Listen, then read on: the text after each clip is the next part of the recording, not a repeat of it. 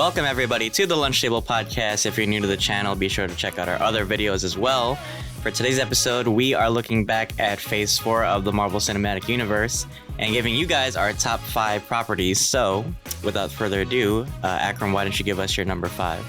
Yeah, so my number 5 is Moon Knight.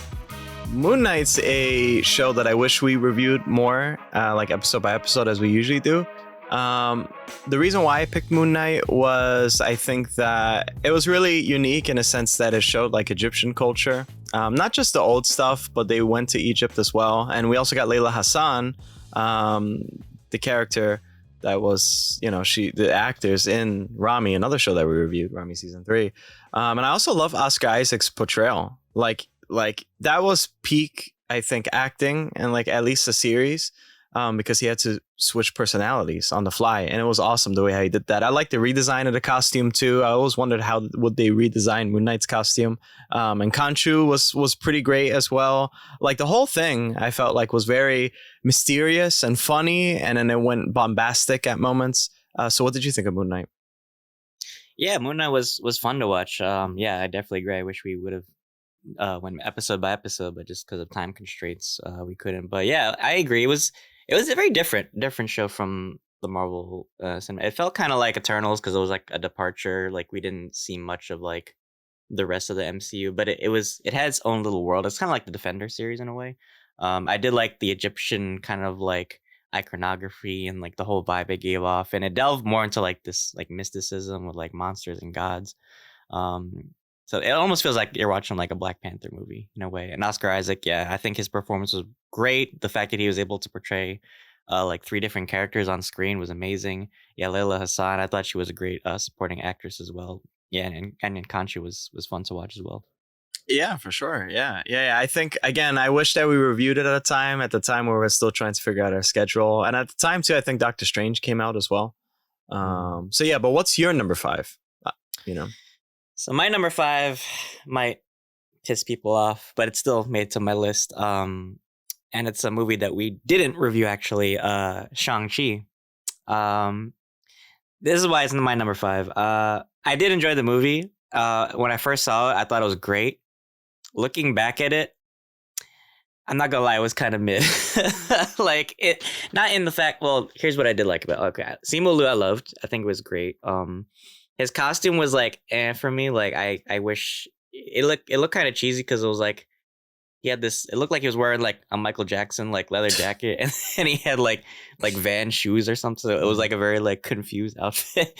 I wish they would have right. And he didn't even have like his iconic like headband that he wears in the comics. So I kind of wish they'd have like a more throwback kind of outfit. But I think his performance was good. The choreography was great. I think all the like the kung fu elements in it were really natural. And yeah, the villain Wenwu, I thought he was great. I think he's like one of my favorite Marvel villains because he's a very sympathetic villain. And this whole movie, I don't know. I feel like I thought like Shang-Chi was actually the villain. I don't know, because like he kept like disrespecting his dad. I know his dad was like a bad guy and shit, but like he was trying to find his wife the whole time. And I don't know why like Shang-Chi didn't like have like a sit down with him, like, oh well, let's talk this out. Like why are you hearing these visions? Like he just thought he was like crazy the whole movie. Yeah. I thought. Yeah, I'm sorry. I don't want to interrupt. Oh, I was gonna say also the sister. I really like. I thought she was cool, and I like how she kind of like was this very like badass. Yeah. Like she had like her own like little underground empire, and towards the end she actually like inherits the family empire too. So I thought she was cool. I actually wanted more of her in the movie. Aquafina was kind of like like she was okay for the movie. I guess she was kind of like that sidekick. But yeah, what did you think about Shang-Chi? No, I think that they tried to have good intentions in a depiction of family ties and family trouble within, and I think that's pretty compelling for a Marvel movie to do, because we do have like a lot of family ties in the MCU so far. So I think it's always interesting to see like superheroes and what trouble they go through with family. I think that Mandarin was awesome here. Who was the actor that played Mandarin in this? I forgot his name. I think it's like Tony something, right? Yeah, Tony. Yeah, Long, I think. he was awesome in this movie. I think again, like Marvel, I'm glad that they at least have strong villains that you could kind of sympathize for them. And Mhm. I agree. I think that they kind of approached like Shang-Chi should have, I think, tried to help Wenwu a little bit more somehow. Like if the things were different, perhaps they could go down that route. I think Aquafina, to me, I think she was fine. I don't think she's a bad actress. I think that some things were like misplaced of her in this. I like the action a lot. And also Andy Park, he's like the head of like concept art and stuff like that, and costuming, and what he described the costume being, it's like both worlds. It's his true self, or like his family side, and then the little black jeans with like the shoes is like, you know, Mhm. his new life. As Sean. And I don't know. I think that Simu Liu, or as Dylan always like to say, Lama Su, because he always says the name wrong. I think that he was awesome as Shang-Chi, to be honest. And then here's the thing too. Later, we'll most likely get a costume update. So I wonder now if it's like more That's true. advanced, and I wonder what role the sister would play. I like the sister a lot, which is funny too, because I keep thinking, will they one day make a show like about Shuri, and also a show like with the sister? I think that's pretty cool. They did Mhm. that, so I think Or like the 10 rings. Yeah. yeah, because it added something. At least it did add like the things that the Marvel does right is that they have characters where you're not really interested or invested in them in the comics, but in the show or movies, you kind of want to see more of them. So I think that that's a good avenue to take. So I give credit to that, and also the director. He's going to direct, I believe, a Wonder Man series. So, and they already casted the actor. You know, the actor from what's his name, Manta and Aquaman. That's gonna be the actor for Wonder Man. I thought it was all right at the time. Honestly, I really enjoyed it. I loved it. Like I cheered. I'm thinking of Jerome's quote now. Sorry. I cheered. I laughed. Yeah. I got weird looks. I really did enjoy. Like I felt, and I was watching with my dad and stuff. And not only that, that represented, maybe in a bad way, the Asian community. But for someone who doesn't know much about the Asian community, I thought that, I don't know, I really like felt at that moment I enjoyed it. I think that added to the hype of it. I think because we didn't have many Asian like icons or like Asian like superheroes, that kind of added to the hype for it. Which is not a bad thing. I do agree. I think it did help a lot. I think it brought a lot of diversity to the MCU. Um but as a film, I have to be critical as well. And looking back, I don't know, a certain it was trying to be like too goofy at times. Like it had like that like it's kind of like wearing down on me, the whole MCU like comedy tropes that they're doing now in every movie.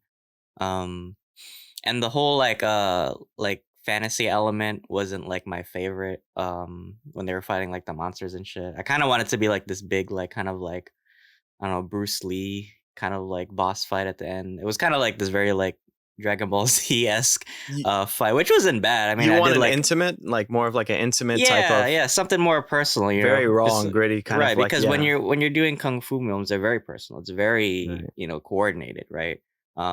Which it still had. The movie still had elements that you obviously like Simu trained his ass off for this movie. Right. And Tony Long was awesome. Like every scene he was in, I fucking like loved watching him on screen. But I don't know, the last battle like didn't do it for me, and I feel like they kind of like did Wenwu dirty at the end. But I mean, it was still a great movie, and that cast is great. Even Michelle Yeoh was in it, so I loved it. Honestly, if I had to rate, I'd probably give it like a 7 or 8 out of 10. But that's my number 5. Give us your number 4. Oh yeah, so this is one of the first shows that we reviewed, along with my first pick that I'll mention later, What If, which is the first animated show. Mm-hmm. I loved it. I think if you guys want to check out our season 1, that's like a very old content when we just started, and I think each episode we really enjoyed. I think that for the most part, it had pacing issues here and there. I feel like it went very fast for some reason, especially the first episode of Captain Carter. But then again, it introduced new ideas. It picked up kind of where Loki left off. And I think that we got Agent Carter and Doctor Strange, the sequel, right? So there's like characters we could see later on that could play a pivotal role, perhaps. And I think that it's a cool avenue to take. Like, I have a lot of thoughts and ideas of like, what if this character's like this? What if this character's like that? And introduce Marvel Zombies. That's another show, animated show that we're gonna get down the line probably in 2023. So it was I think it had relevant themes, and also it introduced something and added something to the overarching MCU. I think that's why that's like my number 4. So what did you think of What I If? think a lot of people forgot What If exists, to be Yeah, honest. I think because it was animated, a lot of people forgot, oh yeah, this was actually like a show that came out. Right. But yeah, I thought it was a cool anthology series, and I love animated stuff. I kind of wish though they'd use different animated styles, Yeah. because I wasn't like a huge fan of that kind of like art style that they did. Me neither. So I kind of wish they did like something like, like Star Wars Visions or like Love, Death and Robots. There's so many avenues for animation now. There's no excuse why you shouldn't have like different styles. But I think overall it was nice. It was cool because it was like kind of like a love letter to like some of the MCU movies that from like Phase 1 and Phase 2, like looking back, like the Avengers movies. Jeffrey Wright as the Watcher, I thought he was really cool, like narrating it. I mean, certain episodes were better than others, obviously. Like, I think we both agree the Black Panther Star-Lord episode was the best. Captain Carter was okay. The one where Nick Fury was like a detective, I thought that was like very like espionage-y. It's weird because it was like a weird level of like maturity for an animated series, but it still felt like it was like contained in like this very like adult like scenario or style. I did like the Marvel Zombies one too. It was pretty cool. I don't know. Yeah, it was a weird show to review, but I think it was just like something you just have fun with, right? And then it just explores so many avenues of the MCU. Looking back though, do you feel different from the time when we reviewed it to now, as we got time to breathe? Um, no, I would say the same. Honestly, I think I enjoyed it. If I rewatch it, I'll probably enjoy it again. I wonder what they'll probably do for season 2. Like I said, I'd love if they try different like animation styles. Like just look at Spider-Man, Spider-Verse, right? They're exploring like I think like 22 different animation styles for the next movie or something. I heard. Um, and yeah, now there's more characters because of Phase 3 and 4. So it's like now you can add so many characters, you can add so many plot points. I wish they'd stop using like Endgame and Thanos in like every episode though. I mean, I know that was like a big pivotal moment in the MCU, but I kind of want it's kind of like, okay, yeah, we get it, the Battle of Wakanda and Endgame happens, so it's like, okay, let's move on, right? Yeah. And plus, like we have Loki too, who delves into the multiverse. Right. So I'd love to see more of that, and how will Kang affect the multiverse as well for season 2? That's a big question. That's a good one. Yeah, that's a really good thing. Yeah, I think Shang-Chi actually will show up in What If season 2, from what I've heard. And plus he has a sequel, apparently, The Wreckage of Time or something. That's a leak. But anyways, give us your number 4. So my number 4 is a show as well. There was a good amount of shows from Phase 4. At first I was gonna say WandaVision, but looking back, I think I enjoyed Falcon and Winter Soldier more. So that's my number 4. Yeah, I mean, it felt like a mini like Captain America movie, and I love that it dealt with like the aftermath of like Steve's death. Obviously, like it's kind of like Black Panther, like how do you live in a world without Captain America? And it's just like dealing with his allies, like where do they go from here? And I love like Sam and Bucky's relationship. I think they were great, like Sebastian Stan and Anthony Mackie. I thought they were great on screen together. It felt like a buddy cop movie, but it was like set in this like MCU style. And I think the action was great. It didn't feel like it was a letdown because it was a TV series. I think Falcon's like his wingsuit still like held up to like that kind of like cinematic quality. Even Bucky's arm. Even seeing like Zemo back on screen, I thought that was cool. Like to bring him back. I'm glad they didn't like kill him off. But yeah, what did you think of the show? Yeah, and I think that's our first ever review as well. I remember That's true. Yeah, I forgot a long time ago. That in was our Anchor. first episode. Yeah, I never posted that because I'm so embarrassed by what I did. I'm so ashamed. I feel like to spit in my own face. That's our black child or our black sheep.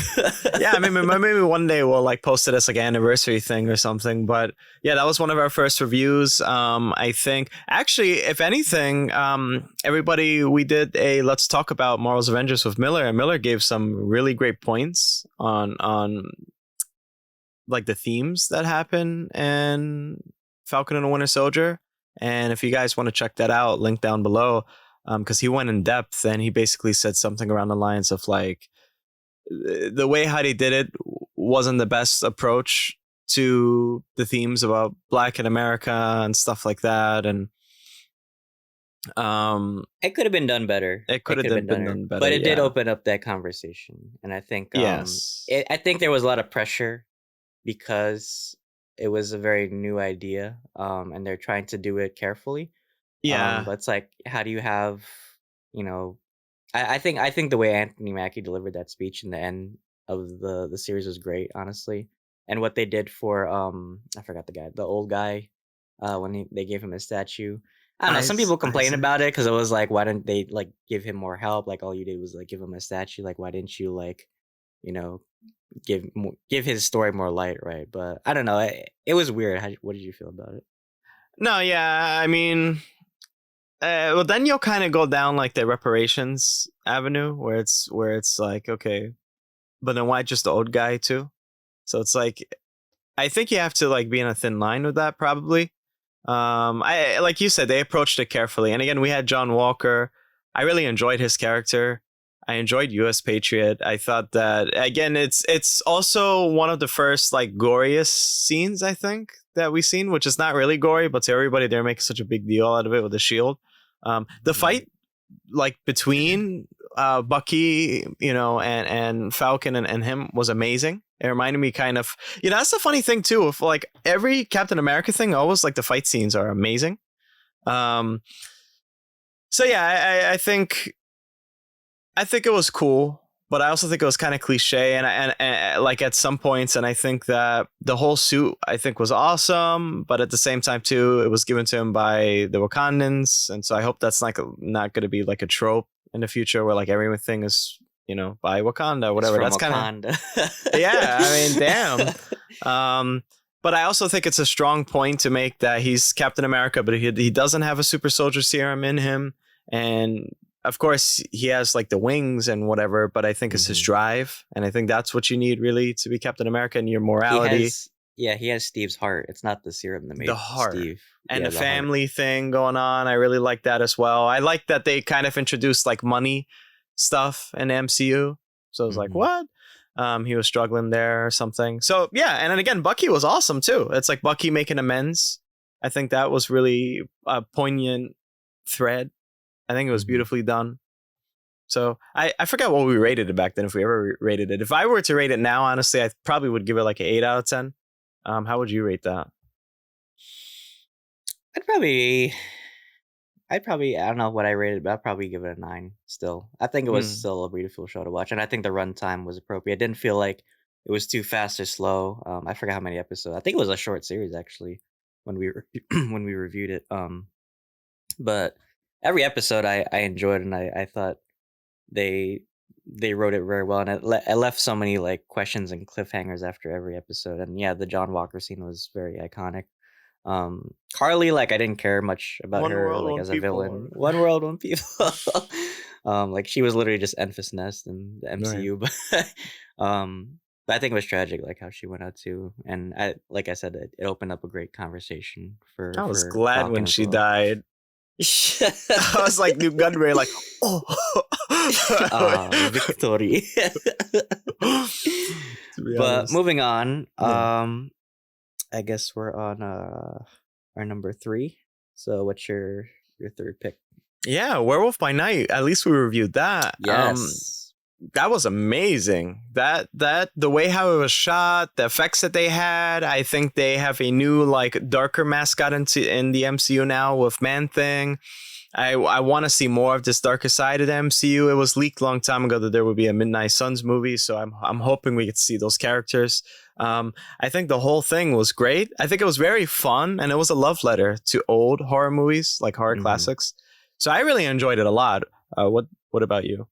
No, I totally loved it too. It was great how they filmed it. Yeah, it didn't take itself too seriously, and it's weird because like I feel like the strongest MCU properties actually take place like outside like the main like Avengers, Yeah. because we don't even know when this really takes place. Right. All they did was like show us like this event happened, but we don't know if it was like before Avengers, after Avengers. But it was a cool little like cryptic tale, and I loved it. I love that, even though it didn't feel like Marvel, it was still Marvel, right? And I think those are the best type of stories to tell. Yeah, I loved everything about it, the cinematography, the fact that they didn't hold back on the violence of it. Yeah. They took some risks with it, which is something a lot of people were complaining about the MCU, is because they play too safe sometimes. So I'm glad that they decided to take risks for this. The actors and actresses I thought were wonderful, and even just having like the CGI for Man Thing was beautiful. I thought, like, my friend was telling me like how good it looked on screen. It almost looked practical. I wonder if that was like a CGI like suit, or like how they filmed that. But it was awesome. I love even like the music, like everything. It's definitely a good pick. Yeah, and I'm a big fan of grains and stuff like that on screen. Have you guys seen some Mhm. of our backgrounds? I overdo Yeah, with grains. that was I think you mentioned that was like one of your favorite videos to edit, was our review, just Yeah, it using really it as was. background. Yeah, because it was. I mean, again, I just love that show, and I Mhm. had to show it some love. But what is your other pick? So my number three is Loki. I think a lot of people loved Loki. It felt so different. It was like, it was a weird kind of like sci-fi show. It kind of felt like I was watching like Doctor Who or something. Like they've dealt with like multiple timelines and different just like the whole I forgot what they called, like that space where the TVA is. But I thought it was awesome to see on screen.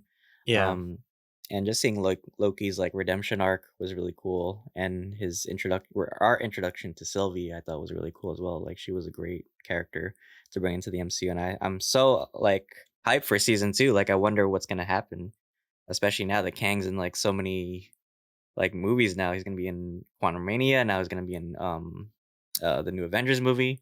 he's gonna be in But Creed 3. in Creed 3, apparently, the other movie with the airplanes or some shit. But yeah, what were your thoughts on Loki? And do you still I don't know what you rated it, but do you still stand by? Is it like still a good show? Like, what are your thoughts on it? So yeah, that was in our season 1 as well. We reviewed, I believe, episode 1, and then we reviewed the last episode during the reviews for What If, episode by episode. And I forgot what I rated it back then. So if anyone's interested, let us know in the comments below. But I believe I would give it a 10 out of 10. Like, if I rated it like that back then yes, then I would give it a 10 out of 10, because I think it's probably one of the most, and I always say this, one of the most important properties from the MCU now for the future, because it's basically the start of the multiverse, of diverging timelines. We got What If from it. This whole saga coming up after Phase 4, which Phase 4 just finished, from our Guardians of the Galaxy holiday special. You guys can watch that. So the next saga will be called the multiverse saga, right? So it's the most important, and I also think it's a very personal story. Like, there's a lot of huge themes going on, and other things, and a lot of stakes, but by its core, it's really like a personal story. And I like the transformation of Tom Hiddleston's Loki. And now he's more of a sympathetic character. You want to side by him. He was always this type of deliciously evil character that everyone loved, and now he's becoming a hero because he has to be. I always thought he was like a back and forth villain. Like, sometimes he was very evil, sometimes like he was like kind of like an anti-hero. Mm-hmm. But now I think with this story, he's kind of like more of a sympathetic character, and I think he's starting to realize like all the bad shit he did never really worked out for him. So now he's trying to do some good in his life, especially Yeah. now that he's not with Thor anymore. Um, yeah, I think this show actually handled the multiverse better than other properties, especially like Doctor Strange. I don't know. It was very like it felt more like an explanation because we didn't really get like they teased like the multiverse was like the big thing for Phase 4, but I don't know. I feel like some probably like even What If like I feel like they didn't like really like go into the multiverse like what it is specifically, but I think this show kind of like had a more very like scientific route to it. Yeah, and there was plenty of Easter eggs and whatnot, and again, I feel like it's a love letter to self identity, to self love, and at the end, he kind of fell in love with himself, right? And I think the way how they set it up was beautiful. Like you have to save the multiverse now from Kang, but at the end of the day, you're still Loki, so you're kind of doing it for selfish reasons, right? And you're trying to help Sylvie somehow. And I think that was beautifully done. And we got to see different variants. And yeah, they explained somewhat. I think the TVA is like a little weird now, though, because I'm like wondering in different properties or different shows, like how come the TVA didn't show up? Like, where were you guys at? We also got Mobius.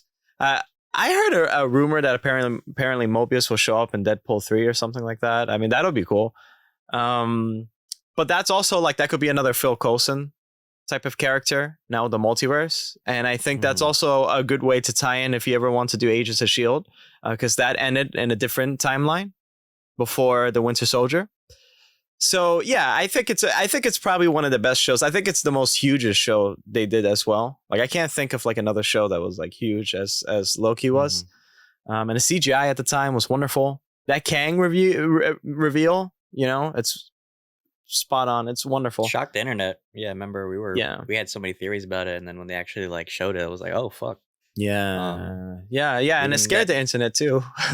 Yeah, well, speaking of scares, even that Miss Minutes jump scare exactly. still got us to this day. Yeah, that's what it is. Yeah, great show overall, and I can't wait for season 2. But moving on, so now we're getting to our top 2. So what is your number 2? Yeah, so my number 2, obviously, it's another show that a movie that we reviewed, a very beautiful movie, Black Panther: Wakanda Forever.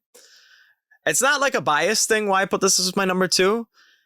Put it as my number 2 again because it's so personal, and I feel, unfortunately, that it's kind of this once in a lifetime opportunity to do this type of film because there's so much behind it as well in front of it, and it's almost very magical just because of that. But it's like a tragic magic. Yeah, it's really, really sad. But I think it's powerful as well, especially the ending. And I think the way how they ended it too didn't feel like this MCU movie. I felt like it just felt like almost like an indie movie, like very personal. And to do that in an MCU movie, I hope that they could kind of take elements from it and apply it to other movies down the line.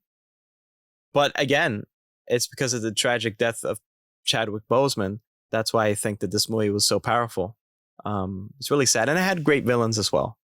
What are your thoughts again on Black Panther? Because we reviewed it.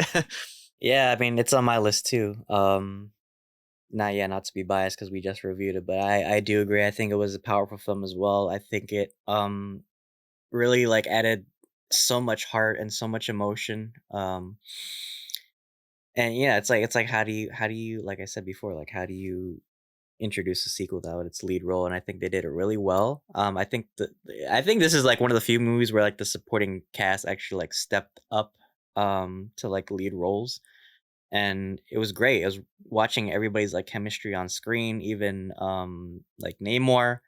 We were talking a little bit earlier. I think a lot of people loved Black Panther 1 more than this movie, but do they love it because of Chadwick or do they love it because of Killmonger? I say personally it's because of Killmonger. Yes. I say for this movie, I don't know about a lot of people love Namor too, but I think all the characters in general, even the addition of Riri I thought was fun too. But it has so much heart, and I'll talk about it more on my list. But yeah, I agree. It was definitely a phenomenal movie. It really was. It really was. And I wonder if actually people love this movie more because of Chadwick's passing. Hard to say, but it could be a fact that this is why, right? This is the draw. That's why it's nearing $1 billion because of Chadwick's passing. You have to kind of have something. And I think it's really weird. We never seen something like that, right? And we probably never will. Hopefully we never will. So what's your other pick? So my number two, um, we both watched it in theaters. I had a fun time. It was a roller coaster from start to finish, and it broke internet sales all over. Of Yeah. course, Spider-Man: No Way Home, Yeah. directed by John Watts. I think this was a great finisher for Tom Holland's trilogy. The first two, I loved it when I watched it, but looking back now, I can see why a lot of people had flaws with it. I definitely agree. I feel like this Peter Parker had to go through some sacrifice and some like humbling before he got to the Spider-Man where he is now. I think this movie definitely showed that.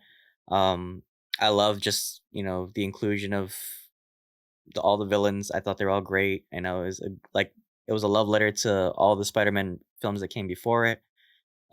Bringing Toby and Andrew back, that's something we've never seen before. Like crossover generational franchises. That was great to see on screen. And I think they just work so well together. Like just that trio, like Tom, Andrew, and Toby. I think they were just so fun to watch. And that scene always like made me cry. The one where they're talking about like Uncle Ben and what does it mean to be Spider-Man, and the great power speech. I think that always breaks me down. Like and just seeing like where these characters were like after their own movies took place. I just thought it was great on screen. But yeah, what are your thoughts on it? I think what's underrated is the use of location and camera positioning. And in this movie, it's very strategically picked out where certain moments happen, like especially the thing in Happy Hogan's apartment and that reveal that Goblin is like doing something in the background, right? That's Happy's home. And so from going there to Aunt May's death and then the final fight, the most craziest thing that we always wanted to see, three Spider-Mans from the original trilogies, and they're fighting in a Statue of Liberty. I think that's like the most American kick-ass thing ever. And that whole swinging scene. I have my gripes with the movie, though, I must say. I felt like there was a lot of missed opportunities, and I look back at Endgame and I think the same. And it could be because there's a lot of pressure, and it could be because maybe it'll take out from the actual plot. So you kind of have to pinpoint where you're going to go. And if you stray too much, then it becomes kind of like this anthology show or something like that. And it'll be a little bit weird, right? There's too much to balance here. It was a long movie, too. I felt like Ned and MJ. I still don't like MJ and Ned here, to be honest. I think that they were always annoying. I'm not like the hugest fan of Tom Holland Spider-Man. I like Tom Holland as Spider-Man, but I'm not a fan of what they did with Spider-Man. I felt Mhm. like at the end of the movie, there was like a fan edit of all of them swinging at once, and they mixed the theme songs together, and it was the most beautiful thing I've ever seen. And I don't understand why they didn't do something like that. It's the same thing like with Endgame, where like he said I am Iron Man, like why you didn't have the Iron Man song, so like you see everybody dying, or like have him be so powerful and just kicks everyone's ass or something Right. great. Even in Black Panther Wakanda Forever, you could have put Thunderstruck with Riri Williams like flying around, because she's the Mhm. protege of Iron Man. There's so many missed opportunities, especially in this movie. I've been dying to see Tobey Maguire again as Spider-Man, Andrew Garfield, and I just wanted to see more. Like I spit at Wong's face. Yes, I want more. I always want more, right? I'm paying money to see this huge film that you got a lot of money to make. And I don't care how long it is. I'm not tired to see it. But at the same time, too, it's a very personal movie. I've never seen a Spider-Man movie like this in my life.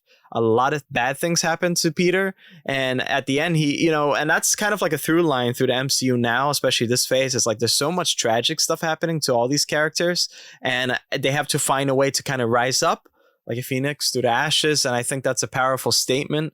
But at the end of the day, too, it's a very toxic movie with Green Goblin. And not only that, it's toxic because this is Sony at the end of the day. So this is actually probably the last time we'll see Spider-Man and really involved in the MCU. They'll probably grab him and put him in some bullshit or whatever. And what's up with that cold motherfucker? Remember that guy? What's his name? Not Falcon. It was the Vulture. Like maybe they're gonna fight one day or something like that. Like obviously they're trying to set up something where it's this sort of Sinister Six, and great, fine, but I don't know. It's a studio headache. It's a studio headache. It's a Honestly, studio thinking about headache. it. Yeah, but I agree. No, I agree with all your points. It's definitely like a weird case by case scenario with this, but um, yeah, I'm not gonna say it doesn't have its flaws because it does, and I agree. I feel like some fan edits did it almost better than the movie. But it's still great to watch for me, and I still agree. I think it was like a fan event to me. It was like a second It coming was. Endgame for me. Like it brought so many fans together. Yeah.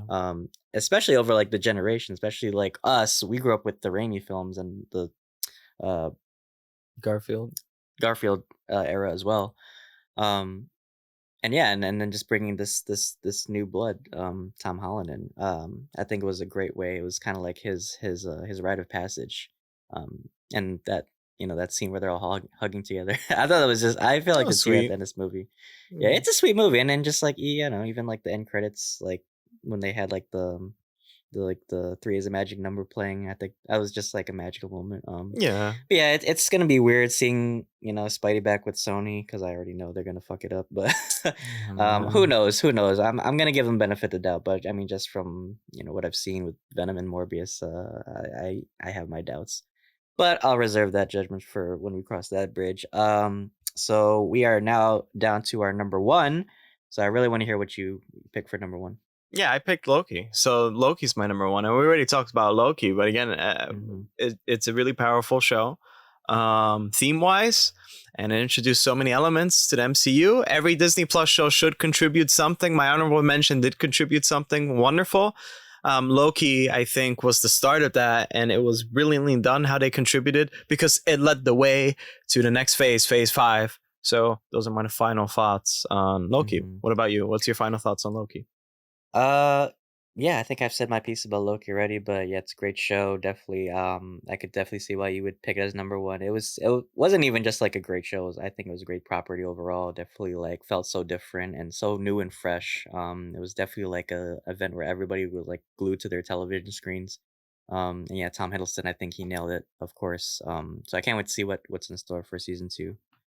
As for my number one, some people might disagree with me, but I have my evidence to back it up. But I picked Wakanda Forever as my number one, not just because it was an emotional movie and because it dealt with Chadwick's passing. The reason I picked it over Spider-Man was because I felt like if Spider-Man didn't have the franchise crossover and had stuck with the formula that they were doing in the first 2 movies, I think it would have been a really weaker movie. So the 100%. Yep. fact that Wakanda Forever lost its lead role and still was able to maintain all the characters in it. I mean, the only new addition was Namor and still came out as a powerful movie.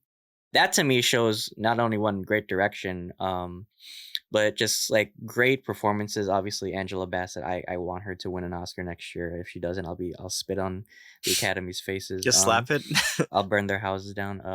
But yeah, I think overall it was just an amazing. I think that movie had like some of the best acting in any Marvel movie, and it didn't feel too corny at times. I mean, it had its humor, but it was funny at times.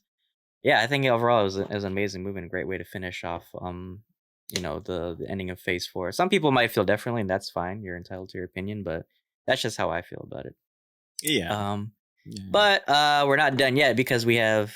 I let Akram have at least one honorable mention, and I have one as well. So yeah, tell us what do you think is worth mentioning on this list? Yeah, so Prey, the Predator was not nerfed, by the way. But anyway, besides saying that, Hawkeye, I think Hawkeye was an ambitious take. No, Hawkeye was... The Hawkeye show was mediocre, but the Hawkeye show introduced something that contributed for... Yelena. That too, yes. But I think it also contributed something along the lines of Netflix, right? And Defenders. I think that's awesome. But again, it's a fun show. We got Kate Bishop from, and it kind of gave you a taste of where the MCU is headed to. It's like, well, it looks like there's gonna be a lot more younger people, and a lot of people don't really like that. I'm not like a big fan of that either, but people are getting old too, right? And they kind of want to like leave. They want to work on other projects too. So I understand. But I think Kate Bishop was cool. I think Clint was cool because we never got to see a lot like in-depth Clint stuff. His story always felt like side missions or like just lore that you pick up in a codex from a game or something. It's like, oh, okay, you have kids. Anytime you see Clint, it's either in an Avengers movie or like something involving the Avengers, right? Yeah. And his wife, that reveal at the end, which confused the hell out of me, me because Agents of Shield, but his wife is Mockingbird, that was a really cool ass twist. I would love to see a costume on her one day. But again, there was a Mockingbird in Agents of Shield. Because here's the thing, they made canon Netflix Defenders because Wilson Fisk is here, albeit a different iteration of Wilson Fisk. Like he must have broke up with Vanessa and worked out a lot because he was really strong. Just like Groot, they were both in the gym together. But what did you think of it? I liked Hawkeye. I thought it was a fun holiday like kind of series. Yeah, and I definitely agree. I think they showcase Clint a lot more, and just him like I agree. Like this whole phase kind of feels like everybody's like grieving over somebody's loss. Yeah, and he was definitely grieving over Natasha's loss. So it was hard to watch that, but yeah. And then the introduction of Kate Bishop. I loved her like her origin story. She felt so natural. Haley Steinfeld did an amazing job with the character. Yeah, and we also got Echo as well. I thought the whole thing with having Echo and Yelena like as like side villains was a little too much. I kind of wish they'd like narrowed it down a bit. Yeah, exactly. Yeah, it was too much. They're doing too much. Yeah. But, yeah, Kingpin I liked too, having him, and I'm glad that they found a way to bring him back too. This series was very loyal, I think, to the comic book of Hawkeye. Even just like the graphic style of it was very similar in tone. And just the colors they use, and the graphics I thought was really cool on screen. And yeah, I hope we get Rogers the musical one. I know you hate musicals, but I love to see it on Broadway. The only musical I like is that one. That's it. Yeah. No, I think the action was fine. I think the exploration of more arrows was cool. I think the costumes were suitable for the situation that they were in. It makes sense. It was a little bit too plain with Hawkeye. It kind of reminded me of Simu Liu's costume, where it's like just the pants and shoes is kind of lazy. But for the most part, at least we got the symbol. And I think I really think Echo wasn't that strong of like a case of this tragic character. I wasn't a big fan of her. I think it's really cool that not only is she not cool, but I think that that's wonderful that they included her, that she's deaf and she's also has her leg amputated. I think that's awesome to represent that. But I think the way how they approached her character wasn't the strongest. And her friend too. I don't think that was like I kind of seen that coming, that he was like an asshole and betrayed her. But again, we have the Echo show. I think that's probably one of the first shows for Phase 5. Don't check me in the comments because you guys are mean sometimes. But yeah, I mean, for the most part, again, Wilson Fisk. That's my main takeaway. And also the sword guy, which he was really he was hilarious. Yeah. He was really funny. I wish we got to see more of him, or hopefully in the future we see like a costume or something like that. But again, Wilson Fisk, awesome, right? And we have Matt Murdock in Spider-Man No Way Home, and we have a new show coming out, and apparently Matt is going to show up in Daredevil. In Echo, and he showed up already. And She-Hulk. As you could tell, guys, our number one show actually is She-Hulk, by the way. Check out all our reviews. That's like a trauma. I didn't want to speak at She-Hulk that we reviewed each episode. Let me not start. I'm tired of talking about She-Hulk. That should give me like bronchitis or some shit. Bronchitis.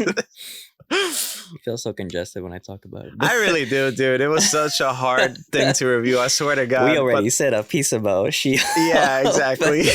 Well, what's your honorable mention? So my honorable mention is actually Black Widow. It's funny because you get a Hawkeye property, so now I'm doing Natasha. I feel like we're two like sides of a coin sometimes. Yeah. Yeah. Well, this whole phase kicked off with Black Widow, and I know some people have gripes with it. I know we had our own analysis of the movie.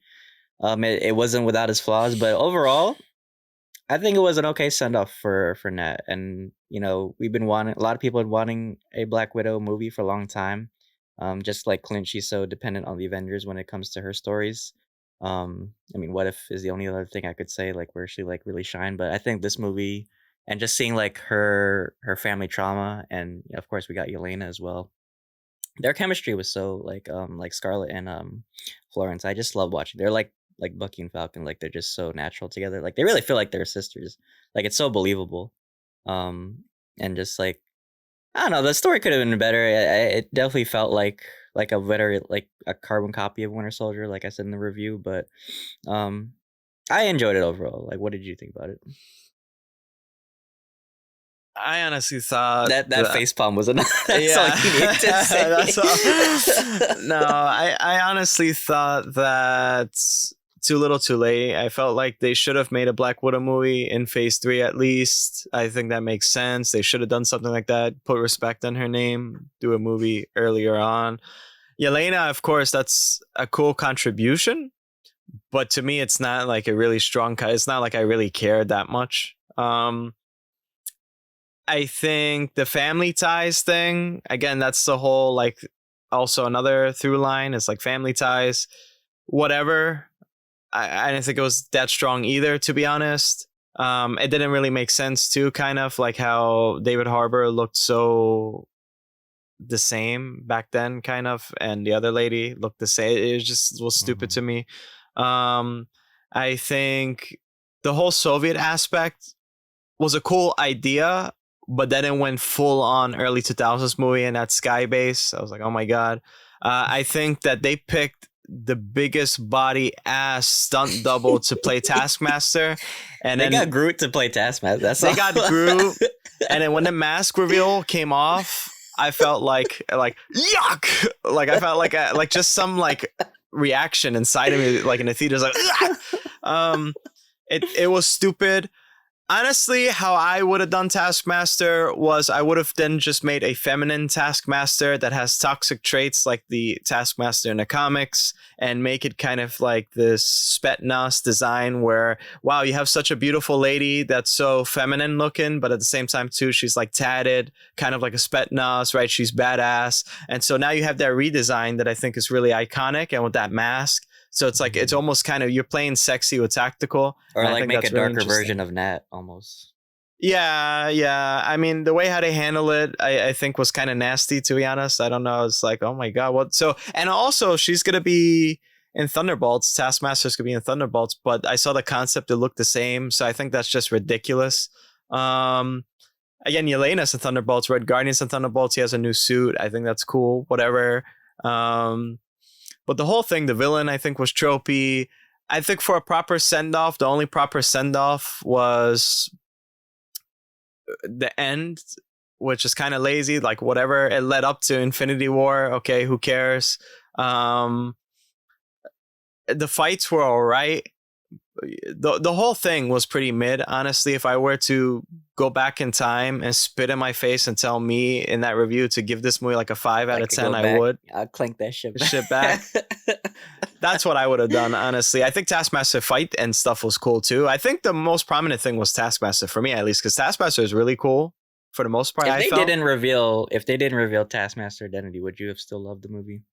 No, I wouldn't have. I would have thought it would have felt like if Doug Liman directed a shitty superhero movie in the early 2000s instead of Jumper, which Jumper, I actually enjoyed Jumper a lot, but if he said, let me direct Black Widow, that's how it felt, but like a shitty version of this movie.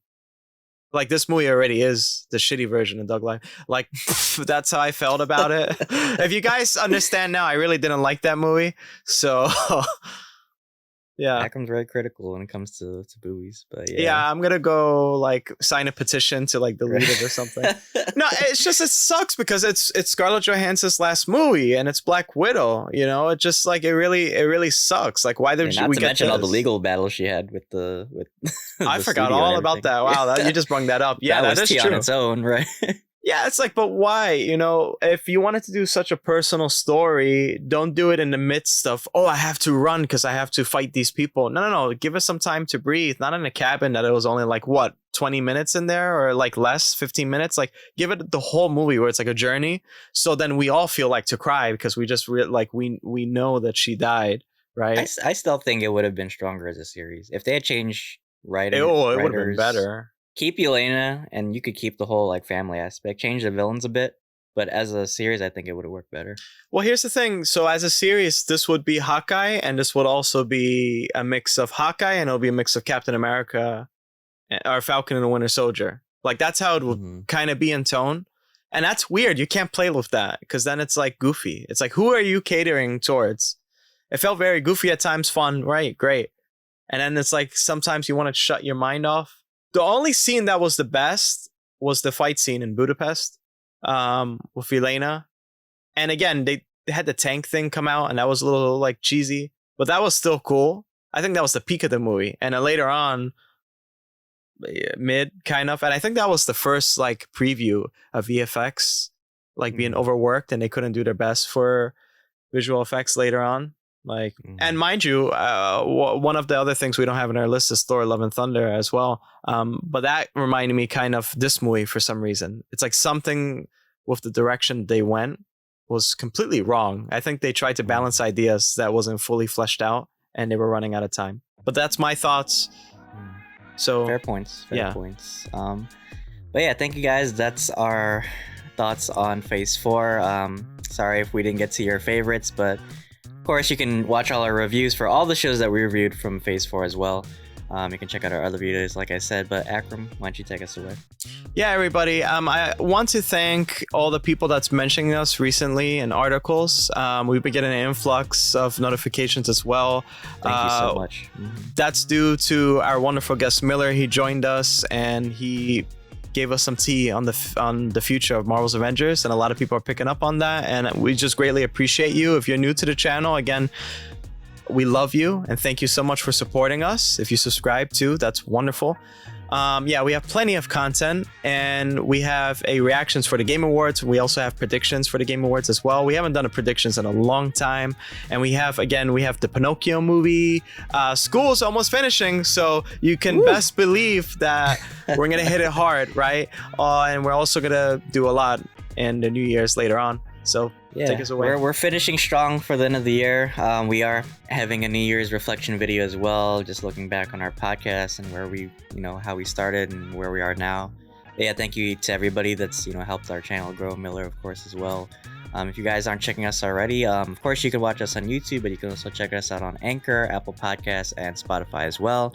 And you can check out our Instagram, socials, and TikTok as well. So thank you guys again. Until then, thanks for having lunch with us. See you guys.